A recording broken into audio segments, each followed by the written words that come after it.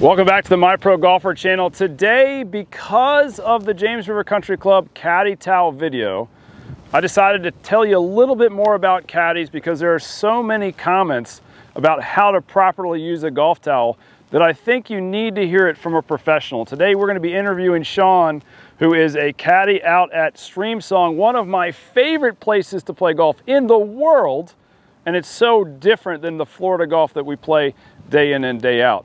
But we're going to give him some info about what we like to think about for a caddy, what you need to think about when you're going to go hire a caddy, and what Sean thinks about being a caddy. Sean, thanks so much for being here. No problem.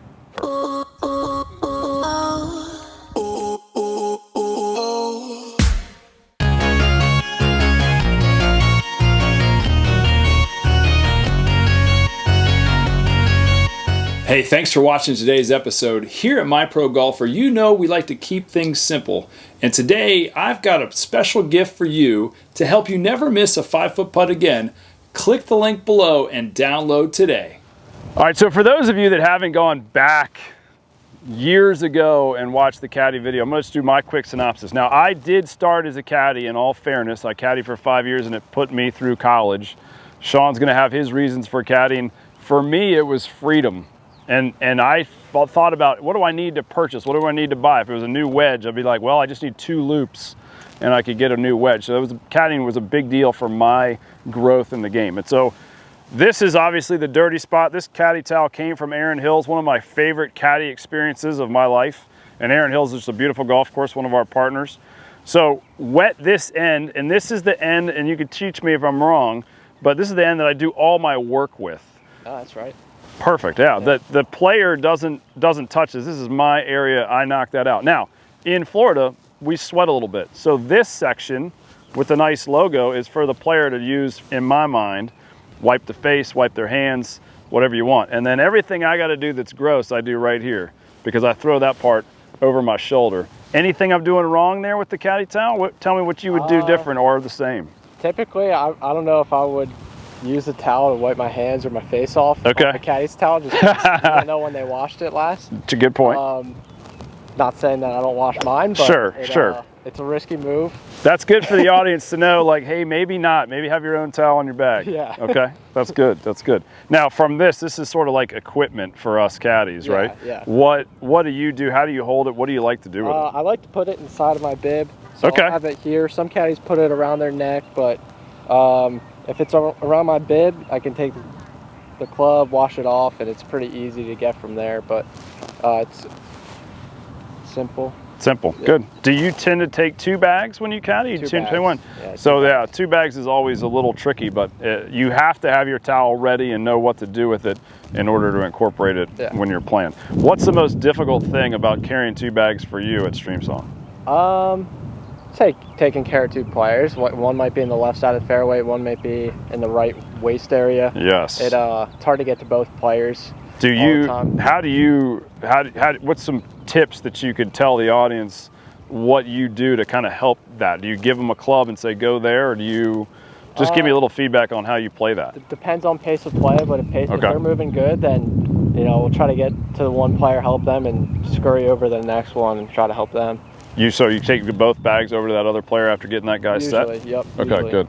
So it's really important, gang, to know how to best utilize a caddy, because if pace of play can get slow, especially if you guys are doing what we call Army golf. One is right and one is left. It makes Sean's steps double in a round of golf, and so he's got to really be prepared to hit both players, and it makes it sometimes more difficult. So making sure that you're helping your caddy versus hurting your caddy, kind of making sure that you're with them and not just off doing your own thing so that they can keep the pace of play going is essential for being a good person to help caddies get around the golf course. Hey, just give me 15 seconds of your time. I want to highlight these True Linkswear golf pants. They're one of our partners on our website, and they have got great materials and different options from shoes to pants to shorts to shirts to hats to head covers. They're all about enjoying the walk. I want you to go to their link, and today we just launched the new 20% off right here on our website that you can use to get 20% off of anything that they have on their website. So go to that link, check them out. I've been in these pants this morning and I wore their shorts yesterday. Just phenomenal product. Check it out. So Sean, obviously we talked a little bit about my story and doing caddying for 5 years because of the freedom and stuff like that. Tell me a little bit about your story. Why did you get into caddying, and what was your selection using Streamsong as one of those avenues to get into this profession? Some of the same reasons you did, for freedom, and I was in school up in Pennsylvania. Okay. And it gets cold in the winter, so yeah, coming down to Florida, being able to make money and golf year round was the good part for me. Okay. And choosing Streamsong was good because they're independent contractors, and nice. It offers you freedom with scheduling and when you want to work, and also how pay works. So that was those were the main reasons for choosing Streamsong, but it really offers freedom. Okay. Yeah, that's great. What about Streamsong, and do they let you guys play there? Is that one of the perks? Yeah, we can play every day after the tee sheet. And we can't hit the range there, but we can chip, putt, and play it every day after the tee sheet. And then how do they go about getting you signed up for loops? That was always the hard thing for me. I would show up and we would just be there for hours waiting for the next looper to come at a private golf club. How do they do that at Streamsong? Since it is a resort, a lot of the guests book in advance. And okay. We're able to get assigned a couple days in advance. Wow, that's awesome. Through an app, and if you don't get assigned, you're able to go in as a free agent, see if loops come in or if they change caddy request. And so if you're not scheduled, you can try to get work as well. How often do you try to go in and work where you're not scheduled? Personally, I don't do it often because I like to practice. Yeah. But yeah. Some of the guys do it every day. They're not scheduled. Some don't. Awesome. And what would you say to a person that wanted to become a caddy? What would be the avenue that you would recommend or encourage them to take? I would see what the closest club is to see if you like it. Okay. I wouldn't go and travel hours away and rent somewhere and find out you don't like it. Especially that's a good point. With the every club's different, so you might enjoy caddying at one club and not another. Yeah. I personally haven't run into any clubs I don't like caddying at, but I've heard of stories where some clubs aren't great, and yeah. I'm sure there are, right? What other places other than Streamsong have you caddied at? I've caddied at Marion Golf Club, oh, beautiful. TPC Potomac, and Chevy Chase Club in Sand Valley. Wow, that's a list. If you haven't played any of those courses, you probably won't be able to, but they're great spots. Sean, thanks for giving us that opinion. I'm going to talk a little bit next about what I need from a caddy, and then tell me how that works with you. Perfect. Hey, just want to remind you to not forget on getting your free gift below on how to never miss a 5-foot putt.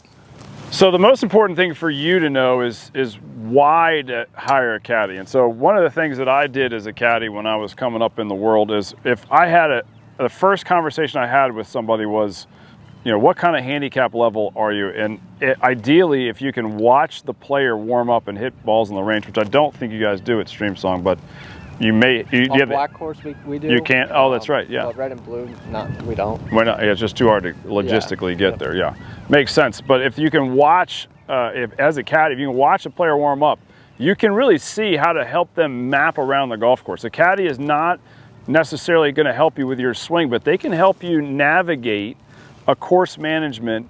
And if you have a good rapport with somebody and you trust your caddy, they can help you go really low, especially with a good caddy.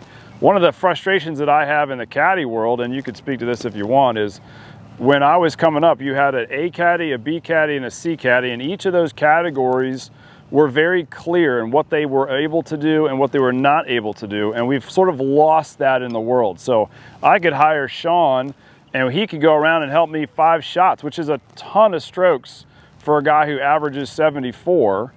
But somebody who's going to do 90, you maybe even save 10, 12 shots just by course management alone.